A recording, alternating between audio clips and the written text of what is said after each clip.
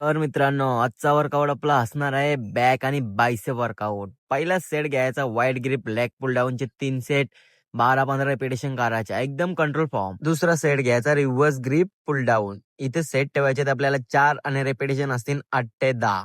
पुढचा सेट घ्यायचा आहे आपल्याला सिंगल हँड डंबल कर्ल. इथे सेट मारायचे आहेत आपल्याला 3 आणि रेपिटेशन असतील 7 ते 8. लास्ट सेट इगो लिप केला तरी चालते. आपल्याला काय हेवी वर्कआउट करायला लागते, लास्टचा सेट आपला इगो स्लिप होते. पुढचा सेट घ्यायचा सीटेड केबल कल. याचे सेट ठेवायचे आपल्याला 4 आणि रेपिटेशन असतील 8 ते 10. आणि पहिल्या सेट पासून हेवी जायचा, एकदम बॅक आहे ना प्रॉपर बाहेर निघली पाहिजे. पुढचा सेट घ्यायचा सीटेड रो.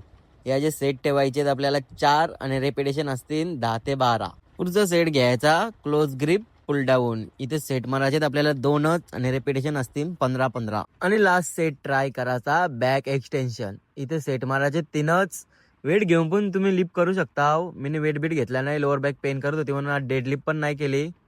बॉडी पंप झाली का आरशाचे जास्त आपल्याला बघायला लागतंय. असं वाटते का काय दिसतंय. अशीच बॉडी घरा गेल्यावर आली पाहिजे. लगेच आलो बायसेप केबल कल. इथे 3 सेट केले 12-15 रेपिटेशन. लास्ट सेट वर्षी वरला टी शर्ट घातली म्हणून आता बायसेप नाही दिसणार.